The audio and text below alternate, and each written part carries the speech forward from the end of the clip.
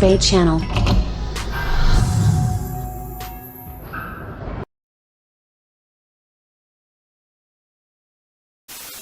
Welcome back to the Anthony Spade channel. Before we get started, go ahead and hit that subscribe button, and then go ahead and hit that like button. Okay, today we're going to be talking about why Asian women are going to be winning in 2020. All right? The reasons why Asian women are going to be winning in 2020. My reason? They have their own identity, especially when it comes to looks. You don't see them trying too hard to look like white women, and even if they try to look like another ethnic group, they cannot pull it off. They have their own identity. Even when they do their makeup, they all look the same. They want to look like that enema character. Hey, they can pull it off. Other race of women cannot pull it off. That's one of the reasons why I think they're going to win this year, is because they're going to stand out even more. Secondly, Asian women are very traditional. They're very submissive.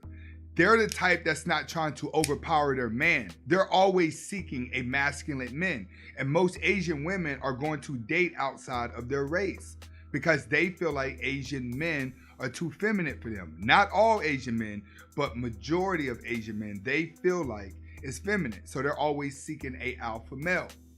See, another reason why they're going to win is because there's no romance.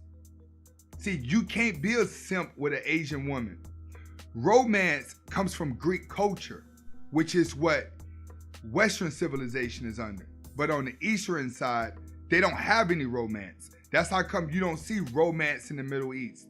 You don't see romance in a lot of part of Asia. It's just not part of their culture. Those women are used to being behind their man and being submissive to their man. They love cleaning the house. They love getting the newspaper for their man. They love providing for their man. They love showing their man that they are the best woman that they can be. Majority of these feminist Asian women that you're going to see are the ones that come to the States and go to college with white women, go to college with black women and other groups, and then they fall under that ideology. But one thing about an Asian woman, she only visits that ideology for a certain little bit of time, but she always goes back to her traditional side because her culture embraces the traditional side. So when you're dealing with an Asian woman, you're less likely to see her trying to overpower you. You're less likely to see her trying to dominate you because it's not part of their culture. Another reason why they're going to win, Asian women are barely fat. They barely get out. They eat healthy. They have a good, healthy diet. This is why you don't see too many fat Asian women. And when you do see them, only black guys like them. You know, they, oh man, no one sees an Asian woman with a booty, he's gonna like her. But for the most part, most Asian women are short, small, and petite, and they really watch what they eat.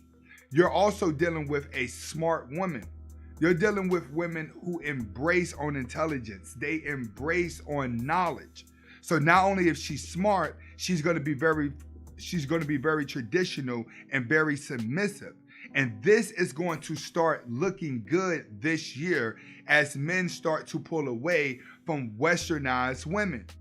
Westernized women have really wore themselves out, and they're going to spend this year hurting themselves really bad. So Asian women and Middle Eastern women are going to start looking very attractive because you have more of those women who are still traditional, who still want to be a wife, who still wants to be submissive, who still only wants a masculine guy. But you're going to see a lot of Asian women this year winning big time, and they're going to win big time, especially with white men, because white men have a higher obsession and they have a higher fetish for Asian women. But Asian women also have a high fetish for white men. So you're going to see a lot of white men that win when it comes to Asian women. But Asian women as a whole, this is going to be their year to shine because they're going to be the last of a dying breed. Right? This is Anthony Spade. Tell me what you think about this situation in the comment section. Hasta la vista. Welcome back to the Anthony Spade channel. Before we get started, go ahead and hit that subscribe button. And if you like the video, hit the like button at the end. All right, today we're going to be talking about why love isn't real and it's just a fantasy. All right, when we're talking about the word love, there's a lot of definitions for the word love. A lot of people perceive the word love differently. A lot of people are even taught the word love differently and what it means and expressions what love is. But on the Red Pill channel, our definition of love is living out a fantasy and accepting all the negativity that comes with it. I'm going to say it again. Love is living out a fantasy and accepting all the negativity that comes with it. Examples. Let's say you're a dream chaser and you have a business that you want to own, or you're a basketball player, football player, or a scientist. You have a dream that you want to accomplish. Being that you see that dream is going to make you happy, it becomes a fantasy. Fantasies and dreams go hand in hand. So the closer you get to that fantasy, the more in love you're going to be, which means you're going to tolerate more negativity that comes with it. And anyone that owns a business and has a vision of being a business owner or has been successful with a business understands that every day it's not going to be perfect, that you still got to push through even when times are bad and times are hard.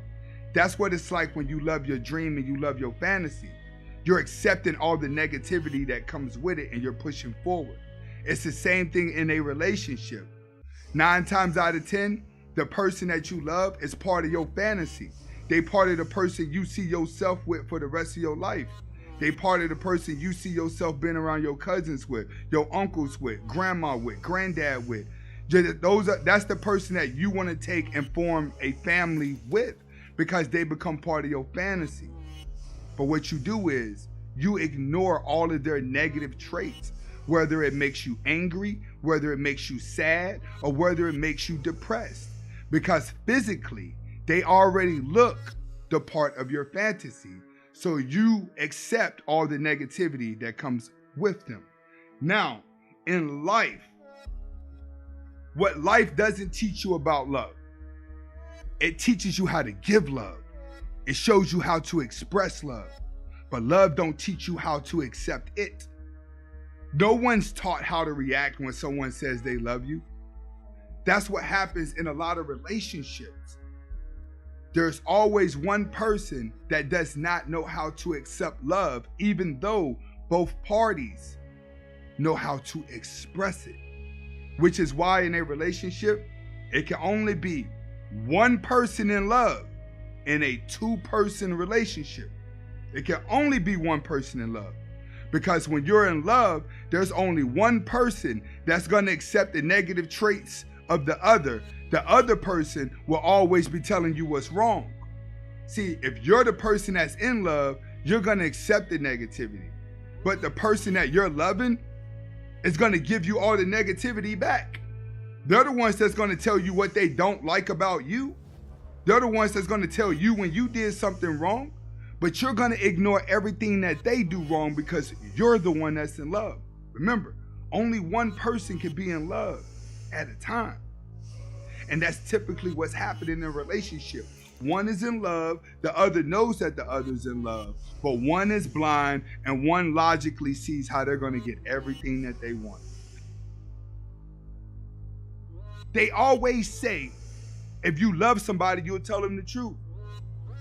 No, if you're logical, you tell them the truth. See, when you're in love, you don't tell nobody the truth. You accept the negativity.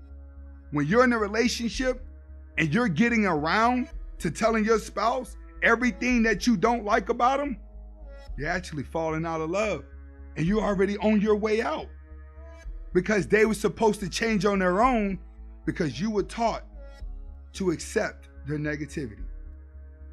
And this is why love isn't real. It's just a fantasy that's been filled with negativity that you take that's going to make you sad, angry, and depressed.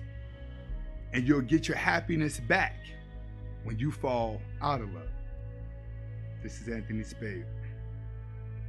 Hasta la vista.